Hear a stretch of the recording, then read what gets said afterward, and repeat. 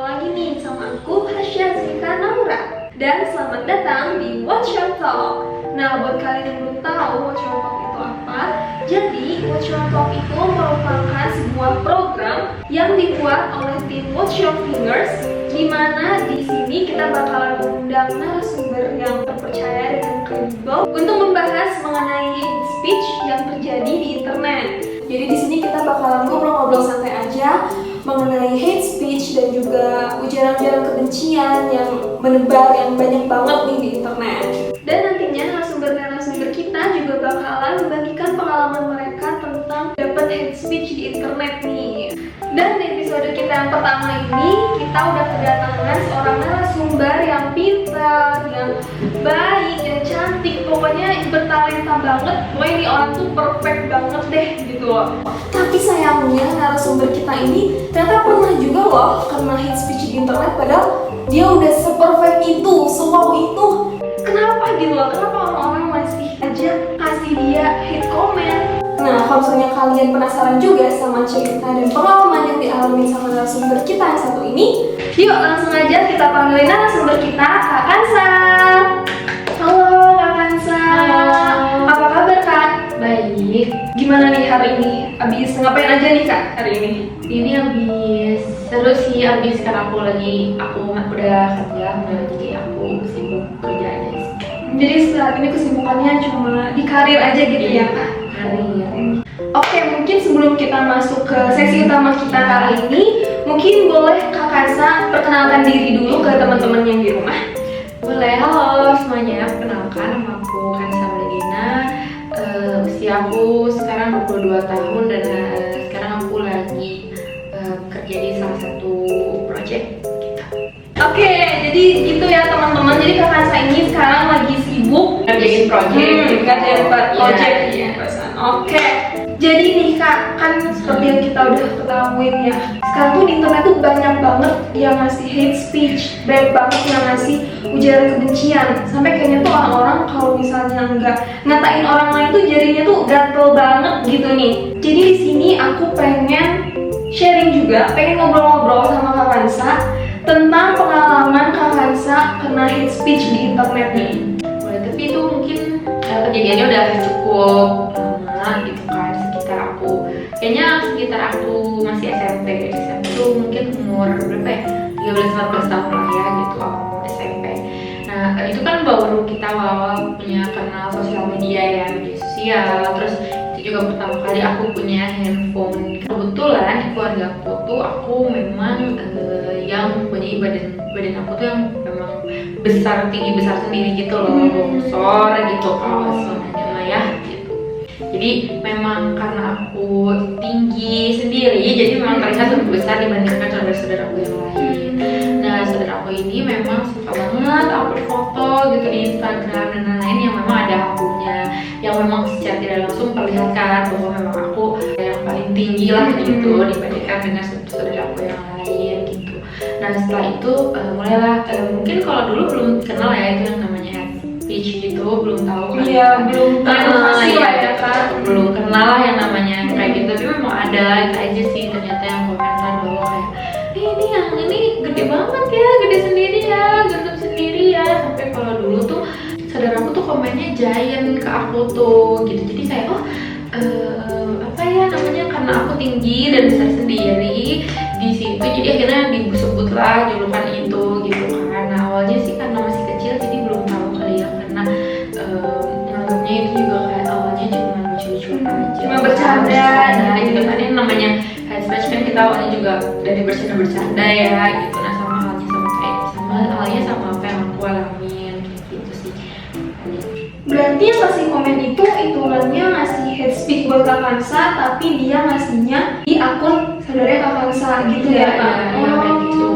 Bahkan selain kayak misalnya, kan itu sebenarnya SMP kan awalnya. Nah memang seiring berjalannya waktu kan kita, maksudnya aku SMA akhirnya gitu. Nah pas SMA memang kebetulan waktu SMA juga ya tetap aja gitu kan, badannya tetap yang paling tinggi, tetap yang paling besar di antara yang lain, di antara aku, di antara saudara-saudara aku. Sampai ke SMA sih gitu. Nah yang awal-awalnya pas SMP dia pakai masih saudara-saudara gitu yang komennya. Nah pas SMA inilah mulai, karena mungkin aku juga mulai menggunakan media sosial kali ya. Jadi mulailah ada akun yang memang aduh kayaknya aku gak kenal deh, tapi kok komentarian gitu, komentarin penampilan gitu. Mostly berarti komentarinnya tuh penampilan iya gitu ya. badan ya, body shaming gitu.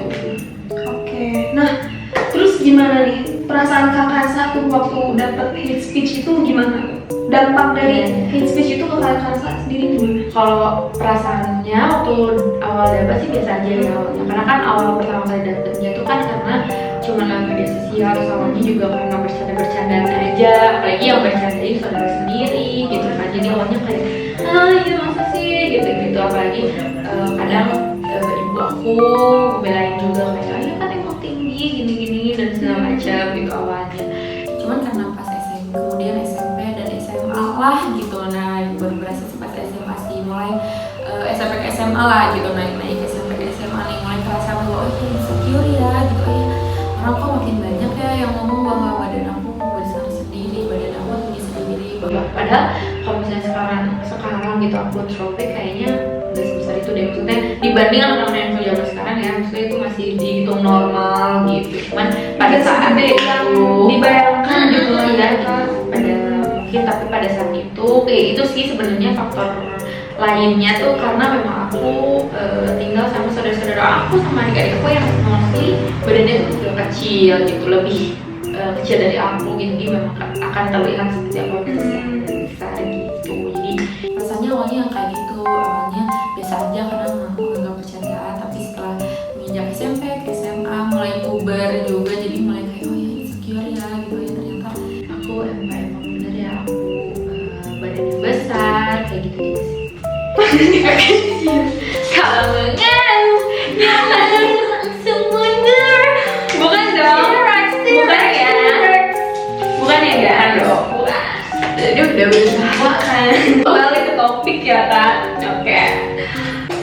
Jadi hal tersebut emang cukup berdampak gitu ya kak ke diri kakak sendiri, kayak tadi bikin insecure, terus mempengaruhi rasa percaya diri gitu ya kak? Iya sih. Terutama rasa percaya diri sih, makin nggak pede gitu kan buat tampil di depan orang tuh nggak pede gitu, bahkan mempengaruhi postur tubuh aku juga. Aku jadi kelihatan bongkok, waktu tuh lebih bongkok bahkan dari sekarang gitu kan, karena saking aku ngerasa gak pede banget nih gitu. Aduh gimana ya jalan tuh kayaknya besar banget gitu aku tuh gitu sih.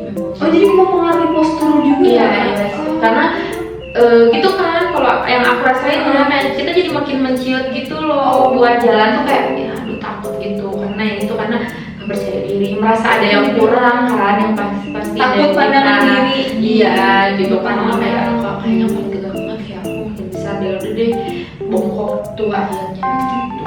Oke, jadi emang cukup berdampak juga ya kan hate speech, kayak yang awalnya candaan, iya tapi lama-lama sakit hati juga nih gitu ya. Oke. Oh jadi gitu ya kak, dampak dari hate speech itu mungkin yang awalnya cuma bercanda doang, tapi lama-lama juga ternyata sakit hati juga gitu ya kalau dibaca-baca lagi. Iya. Oke, nah terus gimana tuh kak? Gimana cara kakak ngadepin itu semua? Gimana cara kakak ngatasin hate speech itu? Awalnya sih biasa aja ya, maksudnya kan karena pertama kali dapet itu karena dapet itu pas SMP, jadi SD ke SMP lah gitu karena jadi awalnya biasa aja, tapi mulai karena puber dan lain sebagainya lah ya gitu, jadi akhirnya oh iya mulai kayak oh ya kayaknya aku harus berubah deh, gak mungkin akan aku kayak gak pede terus gitu, terus gak mungkin kayak foto tuh sembunyi terus sampai kayak gak mau. Terus waktu itu yang memicu tuh karena dipanggil jelek itu karena aku tuh mau membuktikan bahwa kayak enggak kok aku bisa gitu loh, kurus, bisa kok lebih kayak cantik kurus gitu, seperti stigma orang-orang akhirnya gitu. Karena emang pada saat itu stigmanya kalau cewek kurus iya gitu kan, kurus gitu ya. Iya kayak gitu kayak gitu. Nah awalnya sih memicu diri sendiri aja sih, kayak harus bisa membuktikan nih ke orang-orang bahwa aku bisa berubah untuk menjadi yang aku versi yang lebih baik lagi lah gitu istilahnya. Nah akhirnya mulai gerakan-gerakan perubahan itu pas SMA juga, karena kan mulai ngerasain puber, mulai ketemu teman-temannya, oh udah gaul-gaul ya, udah lingkungan juga terutama karena juga lingkungan aku ke SMA tuh kebetulan teman-teman SMA aku yang pada kayak dandan-dandan cantik-cantik gitu, maksudnya kayak dia bener-bener perhatian banget sama penampilan mereka gitu. Nah jadi karena aku ada di lingkungan yang seperti itu, sedangkan pas SMA belum, jadi sedangkan pas SMP belum, pas SMA ternyata di lingkungannya seperti itu, jadi mulai nih terpicu untuk kayak oh ya aku juga bisa nih harus berubah kayak lingkungan aku tertentu gitu, berubah lah gitu untuk diri sendiri sih dan membuktikan kepada lingkungan seperti itu. Oke, jadi faktor lingkungan juga jadi salah satu faktor yang paling utama Iya, gitu ya Kak betul. Aksen. Kenapa Kakak akhirnya bisa menghadapi semua hate speech itu? Ya benar. Lebih ke diri sendiri juga sih ya, maksudnya diri sendiri iya tapi didukung sama lingkungan. Oh iya, oke.